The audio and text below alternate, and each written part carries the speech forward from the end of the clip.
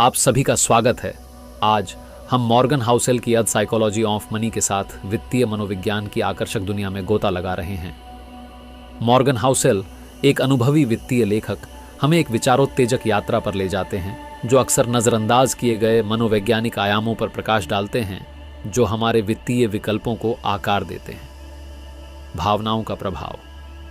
भावनाएं मानव व्यवहार की शक्तिशाली चालक, वित्त के क्षेत्र में महत्वपूर्ण भूमिका निभाती हैं जो हमारे निर्णयों को गहराई से प्रभावित करती है। द साइकोलॉजी ऑफ मनी में हाउसेल ने इस प्रभाव को स्पष्ट रूप से दर्शाया है।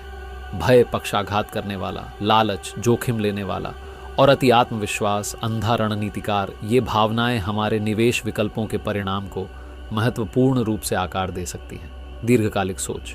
मॉर्गन हाउसेल ने धन निर्माण यात्रा की एक सम्मोहक तस्वीर पेश की है जिसमें दीर्घकालिक मानसिकता अपनाने के गहन महत्व पर जोर दिया गया है। साइकोलॉजी ऑफ मनी के पन्नों में हम वित्तीय ज्ञान के रत्नों को उजागर करते हैं। धैर्य के गुण, चक्रवृद्धि ब्याज का जादू और निर्विवाद शक्ति जो समय के साथ निवेशित रहने से आती है। जोखिम को समझना।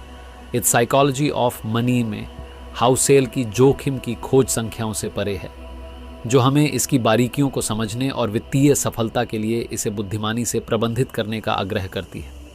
पुस्तक अनिश्चितता को स्वीकार करने और हमारी व्यक्तिगत जोखिम सहनशीलता के बारे में गहराई से जागरूक होने के महत्व को रेखांकित करती है जो लचीली और प्रभावी वित्तीय रणनीतियों को आकार देने के लिए एक रोड मैप प्रदान करती है। व्यक्तिगत व्यवहार और आदतें।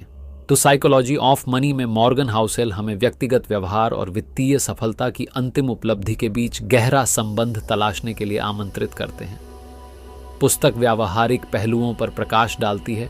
मितव्ययिता की वकालत, कर्ज के जाल से बचना और सोच समझकर खर्च करने के निर्णय लेना वित्तीय कल्याण की दिशा में यात्रा के सभी अभिन्न अंग। निवेश अंतर्दृष्टि।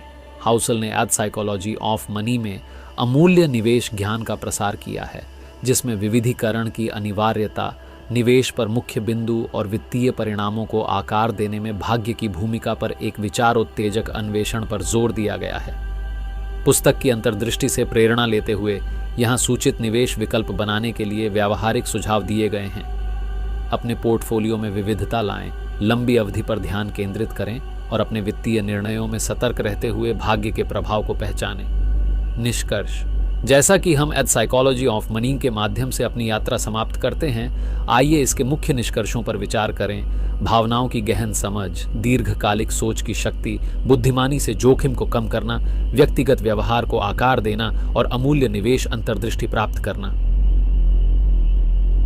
वित्तीय मनोविज्ञान की गहन खोज के लिए मैं मॉर्गन हाउसेल की इस ज्ञानवर्धक पुस्तक के पन्नों पर गौर करने की अत्यधिक अनुशंसा करता हूं।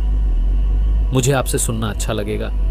द साइकोलॉजी ऑफ मनी में चर्चा किए गए सिद्धांतों से संबंधित अपने विचार, टिप्पणियां और व्यक्तिगत अनुभव साझा करें। आइए उस मनोविज्ञान पर एक सार्थक चर्चा में शामिल हों जो हमारी वित्तीय दुनिया को आकार देता है। समापन। द साइकोलॉजी ऑफ मनी की इस गहन खोज में हमारे साथ शामिल होने के लिए धन्यवाद। आपका जुड़ाव अमूल्य है और मैं वित्त और मनोविज्ञान के दिलचस्प अंतर संबंध पर भविष्य में होने वाली चर्चाओं के लिए उत्सुक हूँ।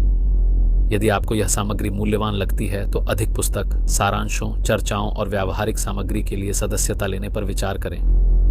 ज्ञान और विचारों की दुनिया में हमारे आगामी अन्वेषणों के लिए बने रहे। अगली बार तक ध्यान रखें और सीखते रहें।